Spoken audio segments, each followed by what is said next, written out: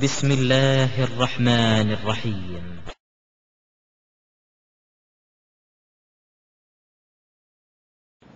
إن الحمد لله.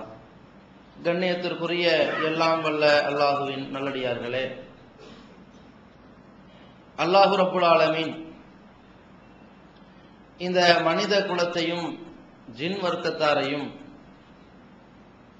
அவனை மட்டுமே வணங்க வேண்டும் என்கின்ற ஒரே நோக்கத்திற்காகத்தான் படைத்திருக்கின்றான். அல்லாஹ் ஒருவனை மட்டுமே வணங்குவதுதான் இந்த மனித குலம் படைக்கப்பட்டதற்கான முக்கியமான ஒரு காரணமாக இருக்கின்ற பொழுது,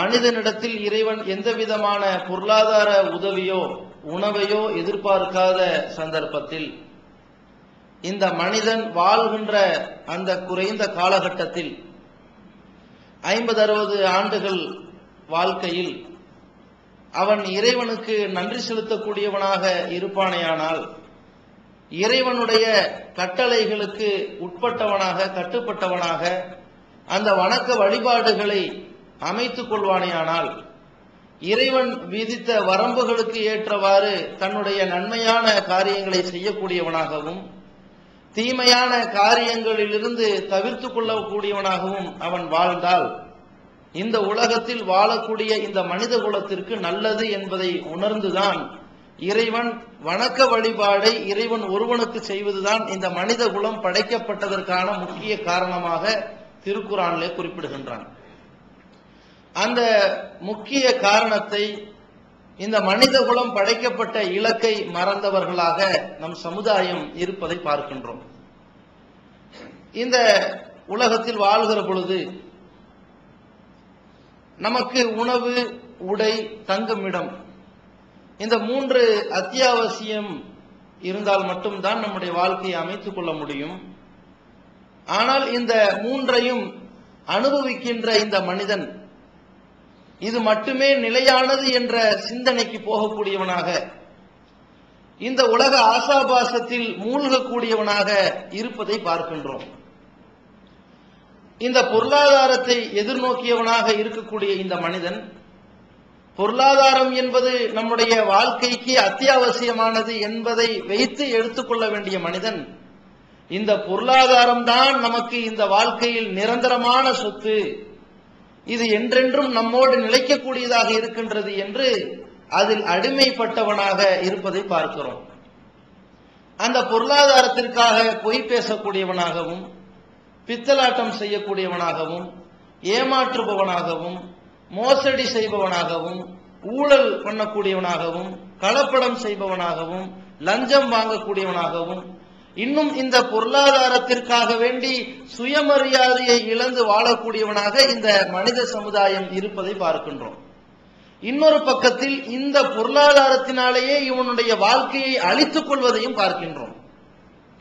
அவன் ரோட்டிலே சென்று கொண்டிருக்கிற பொழுது சற்று பார்வையை தாழ்த்தி அந்த ரோட்டு ஓரங்களில் இருக்கக்கூடிய ஏழை எளிய மக்கள், வறுமை கோட்டின் கீழ் வாழக்கூடிய மக்கள், அன்றாட காட்சிகளாக இருக்கக்கூடியவர்கள் தன்னுடைய மாளிகையாக 3 பேனர்களை குடிசை போன்று வைத்துக் கொண்டு, தன்னுடைய பொக்கிஷங்களாக ஒரு சூட்கேஸுக்குள் ஒட்டுமொத்த குடும்பத்திற்கு தேவையான அனைத்து பாத்திர பண்டங்களை எல்லாம் வைத்துக் கொண்டு, தன்னுடைய அடுத்த வேளை உணவை அந்த ரோட்டிலேயே சமைத்துக் கொண்டு இந்த வாழ்க்கையை கழித்துக் கொண்டிருக்கக்கூடியவர்களை பார்க்க தவறிய மனிதன் அந்த குடிலை தாண்டி ஒரு மாளிகையை பார்க்கிறான், மாடி கட்டடங்களை பார்க்கின்றான்.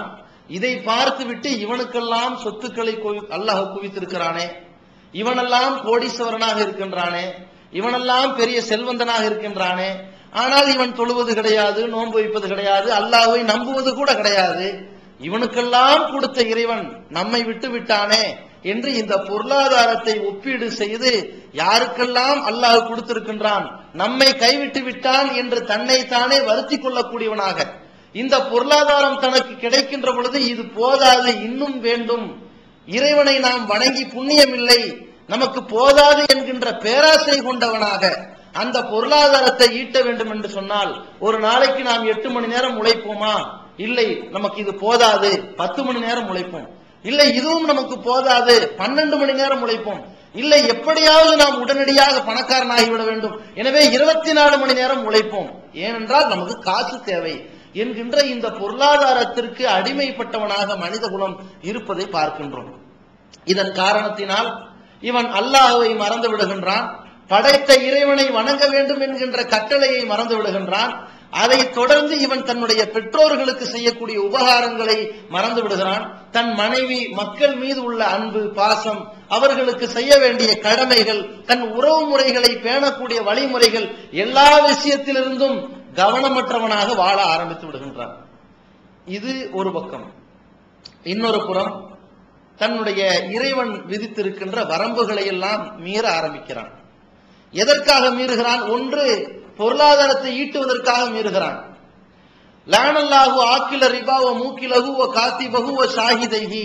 வட்டி வாங்கக்கூடியவன், கொடுக்கக்கூடியவன், அதற்கு சாட்சியாக இருப்பவர்கள், அதை எழுதக்கூடியவர்களை அல்லாஹ் நாசமாக்குவானாக என்கிற நபிகள் நாயகம் ஸல்லல்லாஹு அலைஹி வஸல்லம் அவர்களுடைய இந்த பிரார்த்தனை, அதே போல ஒரே பொருளுக்கு 2 பொருட்களை 2 விலையை வைத்து நிர்ணயம் செய்யாதீர்கள். உடனே வாங்கினால் ரொக்கத்திற்கு ஒரு ரேட்டு, அதை இன்ஸ்டால்மெண்ட்டுக்கு ஒரு ரேட்டு என்று இப்படி விற்க கூடாது என்று இஸ்லாம் சொல்லி இருக்கிற பொழுது, இந்த பொருளாதாரத்தை எப்படியெல்லாம் கையாண்டு விடக் கூடாது என்று மார்க்கம் தடுத்திருக்கிறதோ அந்த வரம்புகளை எல்லாம் ஒரு பக்கம் மீறுகிறான். இன்னொரு பக்கத்தில் உன்னுடைய பெற்றோர்களுக்கு நீ கட்டுப்பட்டு நடக்க வேண்டும், உன் பிள்ளைகளை நல்ல முறையில் வழி நடத்த வேண்டும், உன்னுடைய சொந்தங்களை நீ அரவணைக்க வேண்டும் என்கிறதை இஸ்லாம் அடிப்படையாக சொல்கிறது. வத்தகுல்லாஹ அல்லதி தஸாஅலூன பிஹி வல் அர்ஹாம். அந்த இறைவனிடத்தில் நீங்கள் கேட்டுக் கொண்டிருக்கின்றீர்கள், உங்கள் சொந்தக்காரர்களோடு நீங்கள் பேசிக் கொண்டிருக்கிறீர்கள், பழகி கொண்டிருக்கிறீர்கள், உறவு முறைகளை அமைத்துக் கொண்டிருக்கிறீர்கள், அந்த சொந்தங்கள் விஷயத்தில் நீங்கள் அல்லாஹ்வை பயந்து கொள்ளுங்கள் என்று மார்க்கம் சொல்கிறது. எவனுடைய ஆயுள் காலம் நீட்டி இருக்க வேண்டும் என்று ஆசைப்படுகிறானோ, எவனுக்கு சொத்துக்கள் குவிக்கப்பட வேண்டும் என்று ஆசைப்படுகிறானோ, எவனுக்கு அல்லாஹ்வுடைய ரிஸ்க் வழங்கப்பட வேண்டும் என்று விரும்புகிறானோ, ஃபல் யஸில் ரஹ்மஹு, தன்னுடைய உறவுகளை அவன் இணைத்து வாழட்டும் என்று மார்க்கம் சொல்கிறது. இந்த சொந்தக்காரர்களுக்கு செய்யக்கூடிய தான தர்மங்கள், தன்னுடைய உதவிகள் எல்லாம் மற்றவருக்கு செய்வதை விட 2 மடங்கு கூலியாக வழங்கப்படும் என்று இந்த உறவுகளை பேணுவதில் ஊக்குவிக்கக்கூடிய மார்க்கமாக இஸ்லாம் இருக்கிறது. ஆனால் இந்த உலக விஷயங்களிலெல்லாம் அந்த உறவுகளுக்கு முக்கியத்துவம் கொடுக்க மறந்த இந்த மனிதன் அல்லாஹ்வுடைய வரம்புகளை மீறக்கூடிய விஷயம் என்று வந்துவிட்டால், தன்னுடைய திருமணத்திற்காக வேண்டி ஒரு பெண்ணை தேர்வு செய்கிறான், அந்த நேரத்தில் வரதட்சணை என்கின்ற வியாபாரத்தை கடைபிடிக்கின்றான். அப்படி அந்த வரதட்சணை என்கின்ற வியாபாரத்தை செய்கிறான், அந்த திருமணத்தை நடத்தி முடிக்கின்றான், அதற்காக ஊர் உலகத்தை எல்லாம் கூப்பிடுகிறான். அப்படி கூப்பிடுகிற பொழுது இவனும் சேர்ந்து போகின்றான். அல்லாஹ்வுடைய கோபத்திற்கு ஆளாகக்கூடிய இந்த திருமணத்திற்கு நீ ஏன் ஆதரவு கொடுக்கிறாய்? 1000 இருந்தால் நமக்கு உறவு முறை தேவை. இன்றைக்கு இவர்களது திருமணத்தில் நான் கலந்து கொள்ளவில்லை, ஆனால் நாளைக்கு நான் வரதட்சணை இல்லாத திருமணத்தை செய்தாலும் கூட என் திருமணத்தை இவர்கள் புறக்கணித்து விடுவார்கள். எனவே எனக்கு உறவுகளை தக்க வைத்துக் கொள்ள வேண்டிய ஒரு வாய்ப்பு தேவை, இதை நான் நழுவிட விடக்கூடாது. தன்னுடைய வீட்டில் ஒருவர் இறந்து விடுகிறார், அவர் இணை வைத்தவராகவே வாழ்ந்திருக்கிறார் என்று பட்டவர்த்தனமாக தெரிகிறது. அந்த இணை வைத்தவருக்கு பாவ மன்னிப்பு தேடக்கூடாது, அவருக்காக வேண்டி ஜனாசாவுடைய ஜனாசா தொழுகை நடத்திவிடக் கூடாது. அப்படிப்பட்ட அந்த வீட்டில் ஒரு கத்தம் ஓதப்படுகிறது என்றால், மார்க்கத்துக்கு முரணான காரியங்கள் அரங்கேற்றம் செய்யப்படுகிறது என்றால் அந்த சபையில் கலந்து கொள்ளக்கூடாது. இப்படி தன் உறவுக்காரன் இஸ்லாத்திற்கு விரோதமான ஏதாவது ஒரு காரியத்தை ஏதாவது ஒரு சந்தர்ப்பத்தில் ஏதாவது ஒரு சபையில் செய்வானே, ஆனால் அதை இவன் ஆமோதிக்கின்றான், அனுசரிக்கின்றான், அரவணைக்கின்றான். காரணம், உறவுகளை பேணிக்கொள்ள வேண்டும் என்று.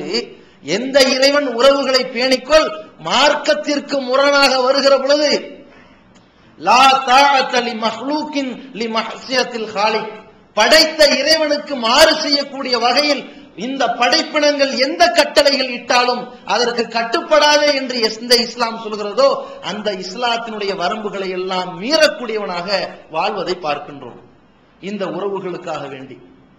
இதே நேரத்தில் இந்த உறவுகளை பார்த்து சில பேர் வேதனைப்பட்டு கொண்டிருப்பதையும் பார்க்கின்றோம். தன்னுடைய சொந்தக்காரன் மிகப்பெரிய பணக்காரனாக இருப்பான், தன்னை மதிக்கவே மாட்டான். தன்னுடைய சகோதரனாக இருந்தாலும் கூட சரி, தனக்கு ஒரு மூத்த அண்ணன் இருக்கின்றான், 2 இளைய தம்பிமார்கள் இருக்கிறார்கள், இன்னொரு இளைய அண்ணன் இருக்கின்றான். இந்த இளைய தம்பிமார்களும் பணக்காரர்கள், தன்னுடைய இன்னொரு அண்ணனும் பணக்காரன், அந்த மூத்த அண்ணனும் பணக்காரன். அவர்களுக்கெல்லாம் நல்ல முறையில அனுசரித்துக் கொள்கிறார்கள், ஒருவரை ஒருவர் சந்தித்து பேசிக் கொள்கிறார்கள். எந்த திருமணம், மற்ற நிகழ்ச்சிகள், குடும்ப விருந்துகள், மற்ற உபசரிப்புகள் வந்தாலும் அழைத்துக் கொள்கிறார்கள். நம்மை கண்டும் காணாது போல விடுகிறார்கள். காரணம், நாம் ஒரு ஏழை என்பதற்காக. இந்த உறவுக்காரர்கள் என்ன செய்கிறார்கள்? நம்மை பார்த்தும் பார்க்காது போல இருக்கிறார்கள். தனக்கு ஏதாவது ஒரு உணவை கொடுப்பதாக இருந்தாலும் கூட பழைய ஒரு உணவை கொடுத்து, ஒரு ஏழைகள் தானே, மட்டகரமாக நினைத்து பார்க்கிறார்கள். இந்த சொந்தங்களை தேடி நாம் இந்த உறவு பிரிந்துவிடக் கூடாது என்று அந்த சொந்தக்காரர்களை பார்த்து அவர்கள் வீட்டுக்கு சென்றால் நம்மை வா என்று ஒரு வார்த்தை கூட சொல்வது கிடையாது, அவர்களை மதிப்பது கிடையாது, நம்மை ஏளனமாக நினைக்கிறார்கள். இருந்தாலும் நாம் போய் சந்திக்கிறோம், பேசுகிறோம். நம்மை எந்த விதமான ஒரு மனித கணக்கிலே எடுத்துக்கொள்ளாத இந்த உறவுகளோடு நாம் ஏன் வாழ்க்கையை நடத்த வேண்டும்? இப்படியும் உறவுக்காரர்கள் இருக்கிறார்களே என்றும் இந்த உறவுகளை வைத்து வருத்தப்படக்கூடிய மனிதனும் இருப்பதை பார்க்கிறோம். இப்படி பொருளாதாரத்தில் இரண்டு வகை. ஒன்று, அதை தேடுவதற்காக இறைவன் இந்த மனிதன் இறைவனை மறந்து விடுகிறான். இன்னொன்று, அந்த பணம் கிடைக்கவில்லையே என்பதை நினைத்து வருந்தி வருந்தி இந்த இறைவனை மறந்து விடுகின்றான். இந்த உறவுகள் அதை பேண வேண்டும் என்பதற்காக வேண்டி இஸ்லாத்தின் வரம்புகளை மீறி விடுகின்றான். அதே நேரத்தில் இந்த உறவுகள் தனக்கு கிடைக்கவில்லையே, தன்னை மதிக்கவில்லையே என்று வேதனைப்பட்டு இவன் தன்னோடு இந்த மார்க்கத்தையும் மார்க்க சட்டத்தையும் அறியாதவனாக கூனி குறுகி ஒதுங்கி விடுகின்றான். இப்படிப்பட்ட தருணத்தில் இஸ்லாம் இவனுக்கு என்ன ஒரு அழகான தீர்வு தருகிறது பாருங்கள். நபிகள் நாயகம் ஸல்லல்லாஹு அலைஹி வஸல்லம் அவர்கள் சொல்லக்கூடிய ஒரு நபிமொழி.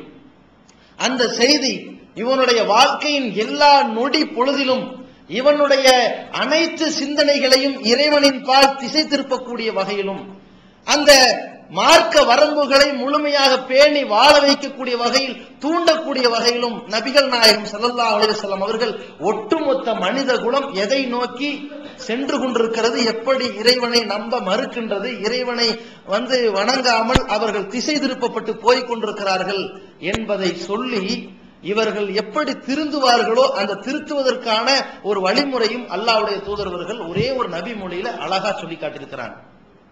எப்படி சொல்றாங்கன்னா, ரொம்ப சூசகமா சொல்றாங்க. எத்பவுல் மையித்த தலாத்தா, எந்த நேரத்திலும் இந்த மனிதன் வாழ்க்கையை வைத்து அவனை ஒப்பிட்டு அவனுக்கு புத்திமதி சொல்வதை விட, இந்த மனிதனை என்றைக்காவது ஒரு நாள் அணுகக்கூடிய அந்த மரணம், ஐனமா குன்தும் யுத்ரிக்குமுல் மௌத், நீங்கள் எங்கே இருந்தாலும் மரணம் உங்களை அடைந்தே தீரும். வலவ் குன்தும் ஃபீ புரூஜிம் முஷையதா, உறுதியாக கட்டப்பட்ட கோட்டையில் போய் நீ அமர்ந்து கொண்டிருந்தாலும் சரி மரணம் வந்தே தீரும். குல் நபியே, நீங்கள் சொல்லுங்கள், இன்னல் மௌத்தல்லதி தஃபிரூன மின்ஹு, மரணம் என்றால் என்னவென்று தெரியுமா? அது வரக்கூடாது என்று நீங்கள் விரண்டு ஓடுவீர்கள். ஃப இன்னஹு முலாகீக்கும், அது கண்டிப்பாக உங்களை சந்தித்தே தீரும் என்று அல்லாஹ் சொல்கின்றான். அந்த மரணத்திற்கு ஒரு கதை சொல்வார்கள். அல்லாஹ் ஒரு மனிதனுக்கு ரூஹை எடுக்க வேண்டும் என்று நாடிவிட்டால் எந்த தருணத்திலும் எந்த நிலையிலும் அவனுடைய ரூஹை எடுக்கப்படும் என்பதில் எந்த விதமான மாற்றுதலும் கிடையாது, முந்துவதோ பிந்துவதோ கிடையாது என்பதை பற்றி சொல்வதற்கு ஒரு கதை சொல்வார்கள். ஒருவர் என்ன செய்கிறார்? மலக்குல் மௌத்தை பார்த்து விடுகிறார். அது வாய்ப்பல்ல, கதைக்கு சொல்வார்கள். ரூஹை கைப்பற்றக்கூடிய ஒரு மனிதனுடைய உயிரை கைப்பற்றக்கூடிய வானவரை பார்த்து விடுகிறார். இவர் இருக்கக்கூடிய இடம் ஒரு மிகப்பெரிய உயர்தரமான ஒரு விடுதி. அனைவரும் கூத்தடித்துக் கொண்டிருக்கிறார்கள். அந்த இடத்தில் நின்று கொண்டு பார்க்கிறார். ஆஹா, உயிரை கைப்பற்றக்கூடிய வானவர் வந்து விட்டாரே, தன்னுடைய உயிரை காத்துக் கொள்ள வேண்டுமே என்று சொல்லி இவர் ஓடினாராம்.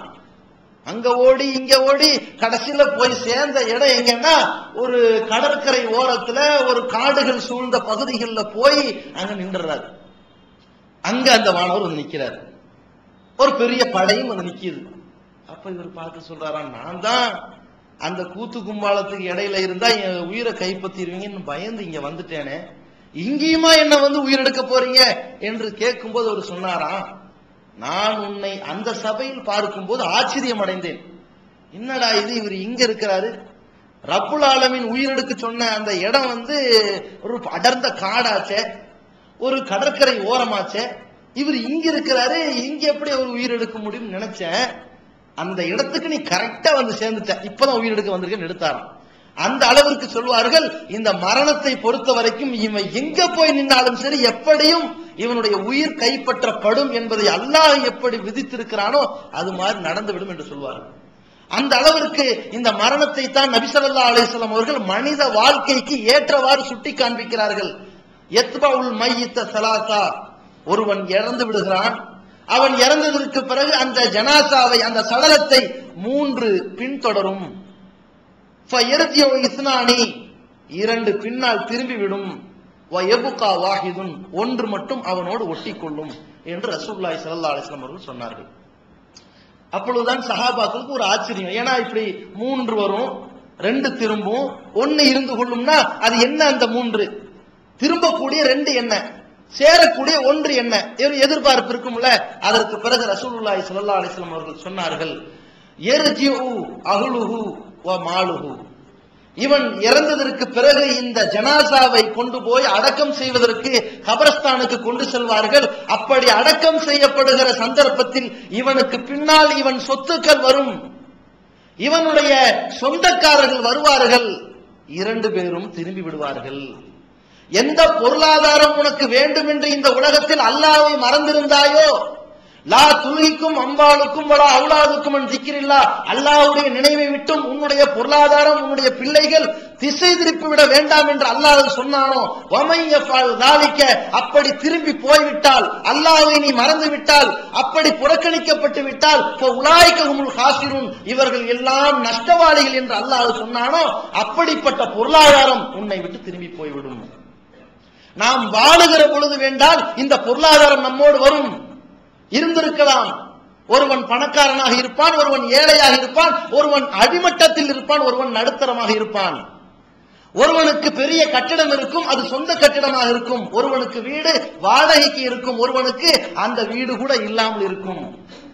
ஒருவனுக்கு மிகப்பெரிய ஒரு சொத்துக்கு ஏக்கர் கணக்கில் சொத்து குவிந்திருக்கும், ஒருவனுக்கு ஒரே ஒரு சென்ட் வீடு இருக்கும், ஒருவனுக்கு அது கூட இல்லாமல் இருக்கும். ஒருவனுக்கு கிடைத்திருக்கிற ஆடைகள் அனைத்துமே பல ரகமாக இருக்கும், ஒருவனுக்கு அது கூட இல்லாமல் இருக்கும். ஆனால் அவன் இறந்து விட்டால் இவனுக்கு வரக்கூடிய ஒரே ஒரு சொத்து இந்த சந்துக்கு தான், அதுவும் நிரந்தரம் கிடையாது. அனைவரும் ஏழையாகட்டும், பணக்காரனாகட்டும், நடுத்தரத்தில் இருப்பவனாகட்டும், வறுமையில் பீடிக்கப்பட்டவனாகட்டும், அனைவருக்கும் சொந்தமாக ஒரு இடம் ஒதுக்கப்பட்டு விடும், சமமாக ஒதுக்கப்பட்டு விடும். அந்த 6 அடி குழி மட்டும்தான். இவன் இவ்வளவு பெரிய பணக்காரனா இருந்தாலும் சரி, ஜான்ஜவானா இருந்தாலும் சரி, ஒருத்தன் ஏழையா இருந்தாலும் சரி, அது வாழ்கிற பொழுதுதான் இந்த ஏற்றத்தாழ்வு. மரணித்து விட்டால் ஒரே குழி, அதுல எந்த ஏற்றத்தாழ்வும் கிடையாது. பெரிய கோடீஸ்வரருங்க, ஒரு 230 அடி தோண்டுங்க என்று சொல்ல மாட்டார்கள், ஏன்னா தண்ணி வந்துடும். தோண்டும் பொழுது 6 தான். பெரிய கோடீஸ்வரனா இருந்தாலும் 6 தான். ஆக வறுமை கோட்டுக்கு கீழே இருந்தாலும் அதே 6 அடி இடம் தான். இந்த சொத்து வந்துச்சா? வரல. இவன் வாழ்கிற பொழுது இவனுக்கு ஒரு நாளைக்கு 3 வேளைக்கு டிரஸ் மாத்தக்கூடிய வகையில் இருந்திருக்கும். ஒருத்தனுக்கு ஒரு மாசத்துக்கே ஒரு துணி இருந்திருக்கும். ஒருத்தருக்கு ஒரு மிகப்பெரிய கச்சை கையில வைத்துக் கொண்டு ஒரு வருஷத்தையே ஓட்டிக்கிட்டு இருப்பான். அதுக்கு மேல குளிக்கவும் மாட்டான், எதையும் செய்ய மாட்டான். அவன் சுய நினைவை இழந்துட்டு அப்படி வறுமை அப்படி கீழே கிடந்திருப்பான். ஆனால் இவன் அடக்கம் செய்யப்படுகிற பொழுது அனைவருக்கும் ஒரே துணி, அந்த கஃன் துணி தான். இல்லைங்க, கோடீஸ்வரர் இருந்திருக்கிறாரு, இவருக்கு மட்டும் கொஞ்சம் ரேமன்ஸ்லையும் டிக்ஜாம்லையும் போட்டு கொடுங்கன்னு சொல்லி கேட்க முடியாது. எல்லாருக்கும் அந்த கதர் ஆடை தான். இல்லாட்டி அதுவும் இல்லை, முடிஞ்சு போச்சு. இதுலயும் சமமா வைத்து விட்டு நறுமணத்தோடு அடக்கம் செய்யப்பட்டு விடுவார்கள். இவனுடைய சொத்துக்களும் திரும்பி விடும். எந்த பொருளாதாரத்திற்காக வேண்டி வட்டி வாங்கினாயோ, ஏமாற்றினாயோ, பித்தலாட்டம் செய்தாயோ, பொய் பேசினாயோ, இந்த பொருளாதாரம் உன்னோடு வராது, எங்கும் வராது, மறுமையிலும் வந்து நிற்காது. சரி, மறுமையிலையாவது இறைவா, இதோ இங்கே வந்து கொண்டிருக்கக்கூடியவருக்கு உலகத்துல கிட்டத்தட்ட ஒரு 4 ஏக்கர் இடம் இருந்தது இறைவா, அதற்கு ஏற்றவாறு சில பாவத்தை மன்னிச்சிரு இறைவா என்று இந்த பொருளாதாரத்தை வைத்து பேரம் பேச முடியாது. ஏனென்றால் அந்த நாள் வந்து விட்டால் மனிதனுக்கு எந்த விதமான சொத்துக்களும் செல்லுபடியாகாது. அங்க எல்லாம் செல்லா காசு தான். அவன் சொல்வான், எனக்கு இடதுகை வழங்கப்பட்டு விட்டது, அந்த ஏடு இடதுகையில் கொடுக்கப்பட்டு விட்டது, நான் நரகத்திற்கு போகின்றேன். ஹலக்க அன்னி சுல்தானியா, எனக்கு எந்த சொத்துக்களும் பலன் தரவில்லை, என்னுடைய பவரும் அதிகாரம் எல்லாம் அழிந்து போய்விட்டது என்று புலம்பக்கூடிய நிலைக்கு வருவான். எந்த அளவிற்கு என்றால், அவன் அல்லாஹ் முன்னிலையில் வந்து சொல்வான், இறைவா, என்னுடைய பாவத்தை எல்லாம் நீ மன்னித்து விடு, அதற்காக வேண்டி இந்த வானம் பூமி நிறைய தங்கத்தை வந்து கொட்ட. ஏற்றுக்கொள்ள மாட்டான். எதுவும் நமக்கு தேவையில்லை, எல்லாரும் சமம். அந்த மாதிரி அல்லாஹ் ரப்புல் ஆலமீன் எழுப்பி நிற்க வைப்பான். அந்த நேரத்தில் இவனுடைய பொருளாதாரம் அங்கும் செல்லாது. அதை ரசூலுல்லாஹி ஸல்லல்லாஹு அலைஹி சொன்னாங்க, இவனுடைய சொத்துக்கள் அவனை விட்டு திரும்பிவிடும். இரண்டாவது என்ன? இவனுடைய சொந்தக்காரர்கள். இந்த சொந்தக்காரர்களுக்காக வேண்டிதானே நீங்கள் நினைத்துக் கொண்டிருந்தீர்கள், அல்லாஹ்வுடைய வரம்புகளை மீறி கொண்டிருந்தீர்கள், அதை பக்கபலமாக்க வேண்டும், நான் உறவுகளை முறித்து விடக்கூடாது, நமக்கென்று 4 பேர் இருக்கிறாங்க, 4 சொந்த பந்தம் இருக்கிறது, அவர்களை பகைத்துக் கொள்ளக்கூடாது, அதற்காக அவர்களுடைய தவறுகள் எதுவாக இருந்தாலும் அனுசரித்துக் கொள்ளலாம், பாவங்கள் எதுவாக இருந்தாலும் விட்டுக் கொடுத்துக் கொள்ளலாம், சமரசம் செய்து கொள்ளலாம், நமக்கு ஒற்றுமை முக்கியம் என்று குடும்பத்தை பேணி பார்த்தீர்களே, உறவுகளுக்கு முன்னுரிமை கொடுத்தீர்களே, உங்கள் பிள்ளை பாவம் செய்தாலும் அதை தட்டி கழித்தீர்களே, இப்படிப்பட்ட சொந்தக்காரர்களாவது உங்களோடு வருவார்களா? வருவார்கள், ஆனால் திரும்பி விடுவார்கள். அந்த சொந்தக்காரர்களும் உன்னை விட்டு திரும்பி விடுவார்கள். அடக்கம் செய்வார்களா? ஏதோ எங்க வாப்பா போனா, இதுக்கப்புறம் எனக்கு எந்த வாழ்க்கையும் தேவையில்லை, என்னையும் சேர்ந்து அடக்கம் பண்ணிருங்கன்னு பக்கத்துல ஒரு 6 அடி குழி அவனுக்கு தோண்டப்படுமா? கிடையாது. இவன் இறந்து விட்டால் இவனுடைய மனைவி முடிந்து விட்டது, இவனுடைய பிள்ளைகள் எல்லாரும் திரும்பி விடுவார்கள். அதைத்தான் ஒரு கவிதையில கூட சொல்வார்கள், வீடு வரை உறவு, வீதி வரை மனைவி, காடு வரை பிள்ளை, கடைசி வரை யாரோன்னு ஒரு கேள்வி வச்சு அவன் எழுதிட்டான். ஆனா எழுதினவன் அல்லாஹ்வை நம்பாதவன், அதனால கடைசி வரை யார் வருவார் அவனுக்கு தெரியாது. அதனால எது வரைக்கும் எது வரும்னு அவனுக்கு தெரியும். வீடு வரைக்கும் உறவுக்காரன் நிப்பான், வீதி வரைக்கும் மனைவி வந்து அழுது கிடப்பா, காடு வரைக்கும் பிள்ளை வந்து அடக்கம் பண்ண வந்து நிப்பான், கடைசி வரை யார் வருவார்னு கேட்கிறானே. அல்லாஹ்வுடைய தூதர் ஸல்லல்லாஹு அலைஹி வஸல்லம் அவர்கள் ரெண்டையும் சேர்த்து சொன்னார்கள், இவனை விட்டு திரும்பக்கூடியது இது.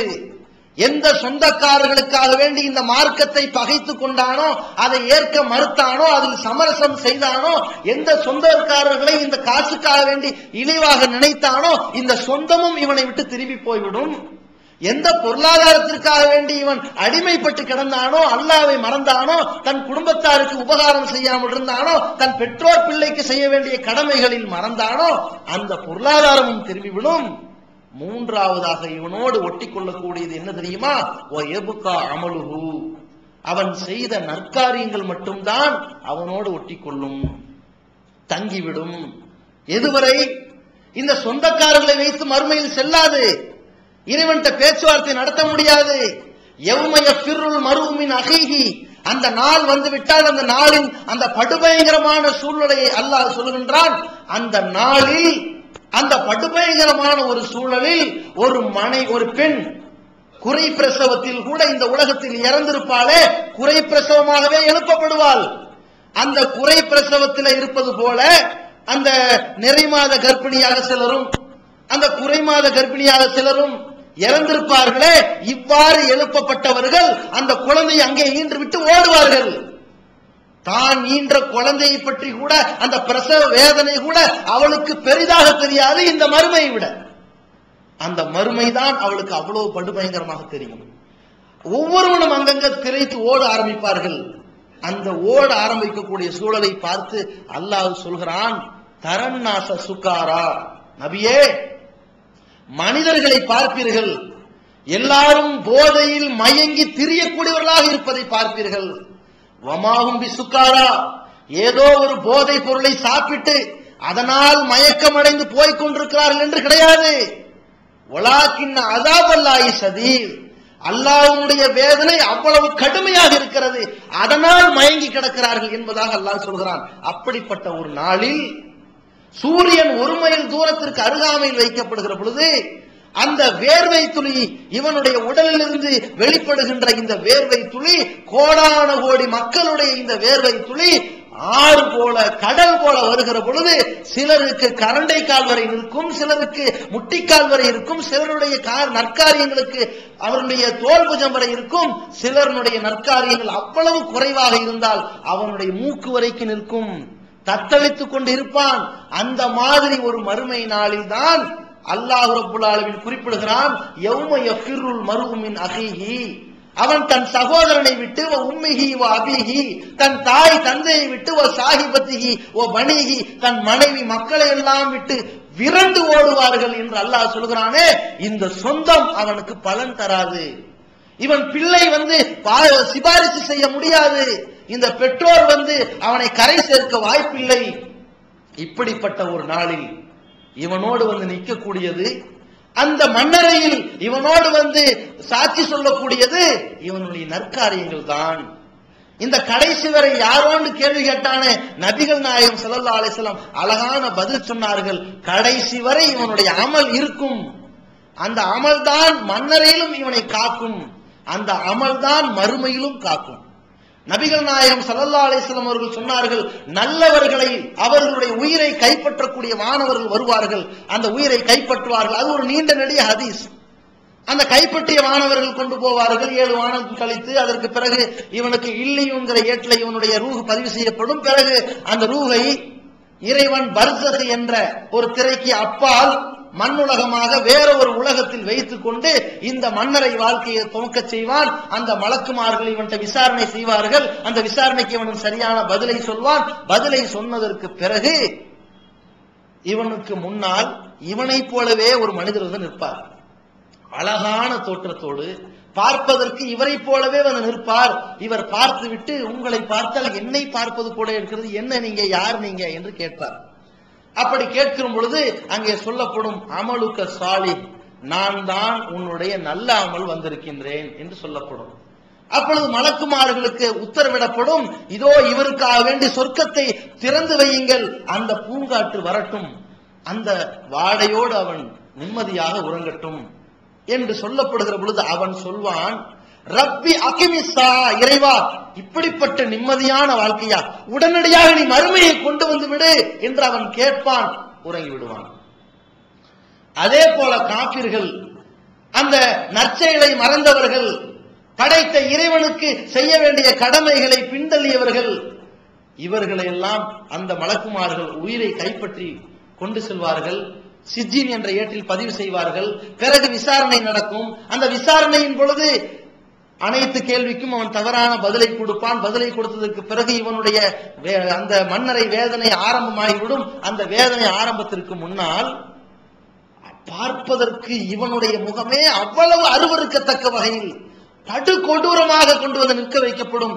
யார் இவர் என்று இவன் பரிதவித்து சொல்கிற பொழுது, அமலுக்கள் கபி, கேடுகட்ட உன்னுடைய காரியங்கள் நான் தான். நீ இந்த உலகத்தில் வாழ்கிற பொழுது படைத்த இறைவனுக்கு செய்ய வேண்டிய எந்த கடமையும் செய்யாமல் மறந்து இந்த உலக ஆசாபாசத்தில் மூழ்கி கொண்டிருந்தானே, அந்த மூழ்கி கொண்டதில் இவன் செய்த எல்லா பாவங்களின் ஒட்டுமொத்த வடிவமும் நான் தான் என்று சொல்லப்படும். அதற்கு பிறகு இந்த நரகத்தினுடைய வெப்ப காற்று அவன் மீது வீசப்படுகிற பொழுது அவன் சொல்வான், ரப்பி லா தக்மிஸ்ஸா, இறைவா மறுமை நாளை மட்டும் கொண்டு வந்து விடாதே என்று அவன் சொல்வான். 2 பேரும் இப்படியாக சொல்லுகிற சந்தர்ப்பத்தில் தான் மறுமை வந்துவிடும். இந்த மறுமைக்கு பிறகாவது இந்த நற்குழி எப்படி உதவி செய்கிறது பாருங்கள். மறுமைக்கு முன்னால் இவனுடைய இந்த மன்னரை வாழ்க்கையில் எப்படி உதவி செய்கிறதோ, ஒத்துழைக்கிறதோ, இவனுக்கு இதுதான் பெரிய கேடயமாக வந்து நிற்கிறதோ, இதே போல மறுமையிலும் இந்த நற்காரியங்களும் நிற்கிறது. அந்த மீசான் என்கிற தட்டை நிறைக்கிறது. அதனால் அவன் சொர்க்கத்தில் நுழைகிறான். சொர்க்கத்தில் நுழைந்த நேரத்திலும் கூட சிலர் இந்த உலகத்தில் செய்த சில பாவங்களுக்காக, சில தவறுகளுக்காக, சில குற்றங்களுக்காக, அந்த குற்றத்தை அல்லாஹ் மன்னித்திருந்தால் சொர்க்கத்தில் நுழைந்திருப்பார். அந்த குற்றங்களை அல்லாஹ் இவனை தண்டித்து சற்று நரகத்தில் புரட்டி பிறகு இவனுக்கு சொர்க்கத்தை கொடுக்கலாம் என்று அல்லாஹ் நாடி இருந்தால் அவன் அந்த நரக படுகுழியில் வேதனை செய்யப்பட்டு கொண்டிருப்பான். அவனுடைய கால் விரல்கள் மட்டும் வெளியே தெரியக்கூடிய வகையில் மற்ற அனைத்துமே நரகத்தினுடைய அந்த தீ பிளம்பில் பொசுங்கி கொண்டிருக்கின்ற பொழுது கருகி கொண்டிருக்கக்கூடிய இவனை மீட்டு எடுக்கக்கூடியதும் இந்த நற்செயல்கள் தான். தன்னுடைய இறைவனுக்காக வேண்டி இறைவனின் திருப்தியை எதிர்பார்த்து இவன் செய்கிற அனைத்து நற்காரியங்களும் எப்படிப்பட்ட உதவிகளை செய்கிறது பாருங்கள். அந்த மறுமை நாளில் சொர்க்கத்தில் நுழைந்த அந்த சொர்க்கவாசிகள் இறைவனிடத்தில் உரையாடல் செய்வார்கள். இறைவன் பேசுவான், உங்களுக்கு சொர்க்கத்தில் வேற ஏதாவது வேண்டுமா என்று கேட்பான். அப்பொழுது அவர்கள், இல்ல எங்களுக்கு இவ்வளவு நிம்மதியான ஒரு வாழ்க்கையை கொடுத்திருக்கிற, நரகத்திலிருந்து எங்களை காப்பாத்திருக்கிற, இதை விட வேற என்ன வேணும் என்றெல்லாம் அவர்கள் பேசிக் கொண்டிருக்கிற பொழுது, இல்ல நீங்க யாராவது யாருக்காவது பரிந்துரை பண்ணணும் அப்படிங்கிற மாதிரி இது விரும்புறீங்களா? இந்த விரும்புறீங்களான்னு கேட்கக்கூடிய அதிகாரம் அல்லாட்ட தான் இருக்கிறது. இவர்கள் யார் பரிந்துரை செய்ய வேண்டும் என்று முடிவெடுக்கிற அதிகாரம் அல்லாட்ட தான் இருக்கிறது. அவர்கள் யாருக்கு பரிந்துரை செய்ய வேண்டும் என்பதை உத்தரவிடும் ஆற்றலும் அல்லாஹ்க்கு தான் இருக்கிறது. வேற யாருக்கு அந்த அனுமதியை கொடுக்கல. ஆனால் அல்லாஹ் ரப்பல் ஆலமீன் இதை கேட்பான், நீங்க யாராவது யாருக்காவது பரிந்துரை செய்றீங்களான்னு. அப்பொழுது கூட இந்த சுவனவாதிகள் என்ன சொல்வார்கள் தெரியுமா? எதை சொல்ல மாட்டார்கள் தெரியுமா? இறைவா எங்களோடு இருந்தாரு, அவரை பார்த்தாலே பெரிய பைக்ல வந்துகிட்டு இருந்தாரு, அவர் வந்தாலே கார் தான் வந்துட்டு போவாரு, அவர் போட்டாருன்னா ஒரு நாளைக்கு 10 வேலை ட்ரெஸ் மாத்திக்கிட்டு இருப்பாரு, அவரை பார்க்கறதுக்கு அப்பாயின்மெண்ட் வாங்கணும், அவர் 8 மாடி கட்டடத்துல அவருக்குன்னு தனி லாட்ஜ் இருக்கிறது, அவருக்கு ஒரு நல்ல நிம்மதியான சுகபோக வாழ்க்கையில் இருக்கிறாரு, அந்த பொருளாதாரத்துல அவர் ஏழைகளை ஏறெடுத்து கூட பார்க்க மாட்டார், அவ்வளவு பெருமை பந்தா, அவர் எங்க இருக்கிறாரு, அவர் ஏதோ அந்த செல்வத்துல அவ்வளவு பெரிய கோடீஸ்வரனா இருந்தாரு, அவருக்கு இது இங்க வர வாய்ப்பு இருக்குதா என்று கேட்க மாட்டார்கள். ஏதோ எங்க கூட ஒருத்தர் இருந்தாரு, அவருக்கு இருக்காத சொத்து பத்தா சொந்த பந்தமா, நான் பெத்த புள்ள அவன் பெரிய கோடீஸ்வரன், நான் பெத்த புள்ளையை இங்க கூப்பிட்டு வர முடியுமா என்று கேட்க மாட்டார்கள். அவர்கள் கேட்கக்கூடிய ஒரே ஒரு கோரிக்கை, இந்த நற்செயல்களை அடிப்படையாக வைத்து இந்த உலகத்தில் அல்லாஹ்வை பார்க்க வேண்டும் என்ற அந்த திருப்பொருத்தத்தை எதிர்பார்த்து யாரெல்லாம் நற்செயல் புரிந்தார்களோ அந்த நற்செயல் புரிந்தவர்களைத்தான் அவர்கள் சில பாவத்தின் காரணமாக சொர்க்கத்தில் நுழைய முடியாவிட்டால் அந்த நற்செயலை அடிப்படையாக வைத்துத்தான் இந்த சொர்க்கவாசிகள் கூட அல்லாஹ்விடத்தில் முன்மொழிவார்கள், இஹ்வானுனா, சில பேரை நாங்கள் சொர்க்கத்தில் பார்க்க முடியவில்லை, கானூ யுஸல்லூன மானா, அவர்கள் எங்களோடு தொழுதார்கள், அந்த காரியத்தை செய்தார்கள், அவங்களை இந்த சொர்க்கத்துல பார்க்க முடியலையே, வயசூன மானா, அவர்கள் எங்களோடு நோன்பு வைத்தார்கள், இஃப்தாராகட்டும் அந்த மற்ற பணிகளாகட்டும் அவங்களைத்தான் நாங்க பார்த்தோம், இங்க பார்க்க முடியலையே, வயாமலூன மானா, நற்காரியங்கள் புரிகிற பொழுது எங்களோடு சேர்ந்து செய்தார்கள், அந்த நற்காரியங்களுக்காக நாங்கள் சொர்க்கத்தில் வந்தோம், இவர்களை பார்க்க முடியவில்லையே என்று கேட்பார்களாம். அல்லாஹ் ரப்பல் ஆலமீன் சொல்வானாம், அப்படியா, அவர்களை பார்க்க முடியவில்லையா, அவங்க நரகத்துல இருக்கிறாங்க, நீங்க போய் அவர்களை கூப்பிட்டு வாங்க, நீங்க நரகத்துக்கு போங்கன்னு அனுப்பும் அல்லாஹ். அப்படி அனுப்புகிற பொழுது இவர்களை நரகம் தீண்டக்கூடாது என்று உத்தரவிடுவான், அதே போல் தீண்டாது.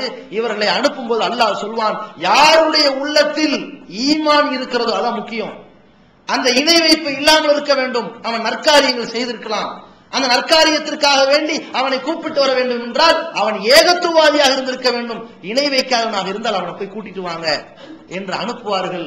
இவர்கள் வந்து அவர்களை அழைத்து செல்வார்கள் என்ற அளவிற்கு இவன் மறுமையிலும் அல்லாஹ்வுடைய திருப்தியை பெறக்கூடியவனாக, நரகத்திலிருந்து பாதுகாவல் பெறக்கூடியவனாக, விடுதலை பெறக்கூடியவனாக இவனுக்கு ஒரு கேடயமாக இருக்கக்கூடியதே இந்த நல்லமல்கள் மட்டும்தான் என்பதை நம்முடைய வாழ்க்கையில் தெளிவாக நினைத்துக் கொண்டு அதன் அடிப்படையில் நம்முடைய வாழ்க்கையை நாம் அமைத்துக் கொள்ள வேண்டும்.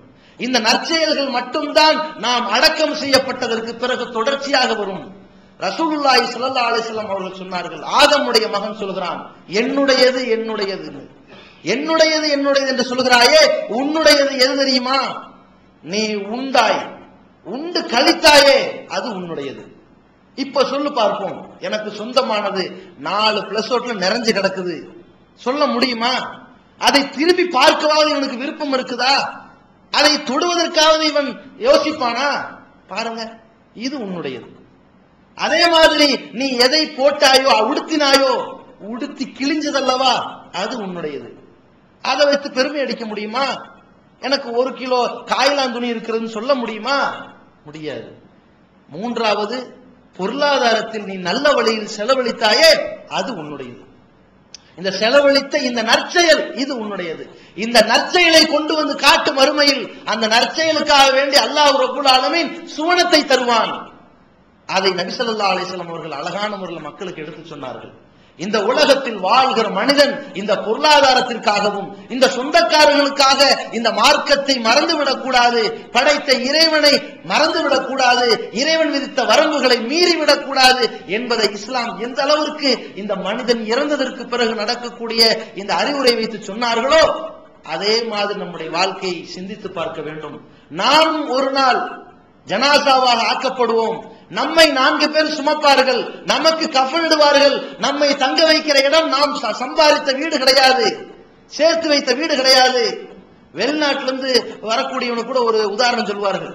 இந்த வெளிநாட்டுக்கு போய் வெளிநாட்டு அடிமைன்னு போய் கிடக்குறான்ல, தன்னுடைய சொந்த பந்தம் எல்லாத்தையும் விட்டுட்டு வெளிநாடு தான் சொல்லிட்டு தன் மனைவி எல்லாத்தையும் விட்டுட்டு போறான்ல, அதுல பேராசை பிடிச்சவனுக்குன்னு சொல்லுவார்கள். இப்படித்தான் ஒருத்தன் வெளிநாடு போனானாம். போகும்போது மனைவி சொல்லி அனுப்புனாலாம், நம்ம இங்கேயே பொழைச்சுக்கலாங்க, ஒன்னும் பிரச்சனை இல்லை, நமக்கு நிறைய வளம் இருக்கு இந்த நாட்டுல, ஏதாவது ஒரு கஞ்சியோ கூழோ குடிச்சிட்டு வாழ்க்கையை நடத்திடுவாங்க, போகாதீங்கன்னு. இல்லம்மா, உனக்கு புத்தி இல்ல, உனக்கு நீ பிழைக்க தெரியாத பொம்பளையா இருக்கிற, நான் வெளிநாடு போறேன், உனக்கு நல்லா சம்பாரிச்சு அனுப்புறேன், நிறைய நகை போட்டு அழகு பாக்குறேன், பெரிய வீடு கட்டி தரேன், நல்ல ஒரு இடம் வாங்கி தரேன், அதுக்கப்புறம் நம்ம தொழிலுக்கு தேவையான பணத்தை அனுப்பிக்கிறேன், அப்புறம் நம்ம சம்பாரிச்சுக்கலாம் அப்படின்னு சொன்னாங்க. சரிங்க போங்க. ஒரு வருஷம் ஆயிடுச்சு. என்னங்க வந்துருவீங்களா? இப்பதாம உனக்கு நகை வாங்கி முடிச்சிருக்குது. சரி ஒரு 2 வருஷம் ஆச்சு, இப்போவாது வந்துருவீங்களா? இப்பதாம ஒரு இடம் வாங்கி இருக்கிறோம். 3 வருஷம் ஆச்சு, இப்போ வந்துருவீங்களா? அதுக்கு வீடு கட்டணும் இல்லையா? கட்டியாச்சுமா. 4 வருஷம் ஆச்சு, இப்போவாது வந்துருவீங்களா? இதா ஒரு தொழிலுக்கான ஏற்பாடெல்லாம் உங்களுக்கு அனுப்பி வைக்கிறேன். 5 வருஷம் ஆச்சு, இப்போ வந்துருவீங்களா? இல்ல நமக்குன்னு தனியா இடம் வச்சாலும் தேவைப்படும், விற்கிறதுக்கு யூஸ் ஆகும். சரி அது வாங்கியாச்சு. எல்லாமே வந்துருச்சுங்க. இப்போவாது வருவீங்களாங்க? இல்ல இல்ல, இந்த கஃபீல்கிட்ட கேட்டு பார்த்தேன், அவன் சொன்னா ஊர்ல எல்லாம் போனா பிழைக்க முடியாதுல, எல்லாம் செலவாயிரும், இன்னும் ஒரு 3 மாசத்துல திரும்பி வந்துன்னு சொன்னா. அதுதான் சரியா பட்டுச்சு. ஏன்னா நான் வேணா 3 மாசம் வந்துட்டு திரும்பி மீண்டும் வெளிநாட்டுக்கு வரலான்னு இருக்கிறமா. இவன் பேராசை எங்க விட்டுச்சு. இந்த அம்மா சொன்னா சரி பரவாயில்ல, 5 வருஷம் ஆகி போச்சு, இப்பவாது வந்து தொலைங்களேன், 3 மாசமாவது பாப்பமே உங்களை அப்படின்னு சொல்லிட்டு சொன்னதுக்கு பிறகு இவன் வந்து இறங்கினான். இறங்கின உடனே என்ன, இறங்கின உடனே இவனுடைய உயிரும் உடலும் இறங்கிருச்சு, அதோட உயிரும் பிரிஞ்சிருச்சு. தகவல் போய் சேர்ந்துருச்சு. அவர் வந்து சேர்ந்துட்டாரு, ஆனா போய் சேர்ந்துட்டாரு. என்ன பண்றது? சரி அவரை ஜனாசாவை தூக்கிட்டு வாங்க, எங்க இருக்குது? ஏர்போர்ட்ல இருக்குது. ஜனாசாவை எடுத்து ஒரு என்ன பண்ணலாம்? என்ன பண்றதுன்னா அவர் கஷ்டப்பட்டு வெளிநாட்டுல ஓடா உழைச்சு மாடா தேஞ்சு அவர் அப்படியே சம்பாரிச்ச காசெல்லாம் வந்து இப்போ ஒரு நல்ல ஒரு வாகனம் வாங்கி வச்சிருக்காரு. இந்த டாடா குவாலிஸ் இருக்கு, இதை அனுப்பி வைங்க, ஜனாசா எடுத்து வரணும். சில பேர் இருப்பாங்கல்ல வீட்டுல 4 பேர், அதை செய்யாது. அறிவு இருக்கா? புத்தி இருக்குதா? ஒரு ஜனாசாவை பணத்தை தூக்கிட்டு வரதுக்கு இந்த புது வண்டியா? அதை தூக்கி ஓரத்துல வைங்க. இதுக்குன்னு அமரர் ஊர்தின்னு ஒண்ணு வச்சிருக்கிறாங்க, அது போட்டோம். போயாச்சு, எடுத்துட்டு வந்தாச்சு. வந்த உடனே என்ன பண்றது? அமரர் ஊர்தி ஏத்துறாங்க. லக்கேஜ். இது என்னப்பா? துபாய் கோல்டு, ஏத்தி வை. இது என்னப்பா? துபாய் செருப்பு, அதை ஏத்தி வை. இது என்னப்பா? பட்டு கம்பளம், உள்ள பத்திரமா வை. எல்லாத்தையும் ஏத்தியாச்சு. நேரா கொண்டு வந்து வீட்டு வாசப்படல. என்னங்க ஓடுறா. இது ஜனாசா உள்ள வைக்கணும். எங்க வைக்க? இது புது வீடு. புது வீட்டுல வாழை போறோம் இருக்கிற இடம்.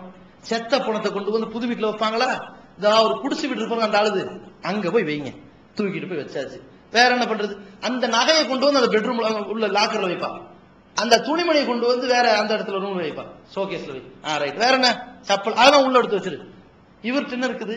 இல்ல அவர் நல்ல அழகான ஒரு ஷர்ட் போட்டுக்காரு, மார்டின் சட்டை போட்டு வந்திருக்காரு. கலட்டுங்க, மௌத்தா பண்ண பிறகு மாத்தின்னு கலட்டி கவன் துணியை போட்டுருங்க. எல்லாம் போட்டுட்டாச்சு. போட்டு ஏத்தி போயாச்சு. முடிஞ்சுதா? இதுக்கப்புறம் நிலைமை என்ன? இவன் இத்தனை வருஷம் கஷ்டப்பட்டதுக்கான தீர்வு என்ன? ஒண்ணுமே அவன் கூட வரல. இதற்காடா வெளிநாட்டுல போய் கஷ்டப்படுறேன்னு சொல்லி அவனுக்கு என்ன புத்திமதி சொல்றாங்களோ அதே மாதிரிதான் இந்த மனித குலம் அனைத்தும். இந்த உலகத்தில் இந்த பொருளாதாரத்திற்காக, அற்ப காசுக்காக மார்க்கத்தை மறந்து விடாதீர்கள், அல்லாஹ்வை மறந்து விடாதீர்கள். அல்லாஹ்வுக்கு செய்ய வேண்டிய கடமைகளை விட்டு நீங்கள் நிலை குலைந்து போய்விடாதீர்கள். உங்களுடைய சொந்தங்களுக்காக வேண்டி இந்த மார்க்க வரம்பை மீறி விடாதீர்கள். படைத்த ரப்புல் ஆலமீனை நீங்கள் பார்க்க விரும்பினால் நீங்கள் செய்ய வேண்டிய கடமை 2. அல்லாஹ் சொல்கின்றான், ஃபமன் கான யர்ஜு லிகா ரப்பிஹி, யார் தன் இறைவனை சந்திக்க வேண்டும் என்று ஆசைப்படுகிறார்களோ ஃபல் யஅமல் அமலன் சாலிஹா, அவர்கள் நற்காரியங்கள் செய்யட்டும். வலா யுஷ்ரிக் பி இபாதத்தி ரப்பிஹி அஹதா, அந்த நற்காரியங்கள் செய்கிற பொழுது அந்த வணக்க வழிபாட்டில் தன் இறைவனுக்கு எதையும் இணை கற்பிக்காமல் இருக்கட்டும் என்று அல்லாஹ் சொல்லக்கூடிய இந்த உத்தரவின்படி நம்முடைய வாழ்க்கை முழுக்க முழுக்க நற்செயல் புரிந்தவர்களாக, அந்த நற்செயலையே மூலதனமாக வைத்தவர்களாக, அதுதான் நிலையானது என்பதை உணர்ந்தவர்களாக, இதை வைத்து மறுமையில் மகத்தான வெற்றி அடையக்கூடிய நன்மக்களாக வல்ல ரஹ்மான் நம் அனைவரையும் ஆக்கியருள்வானாக. அல்லாஹ்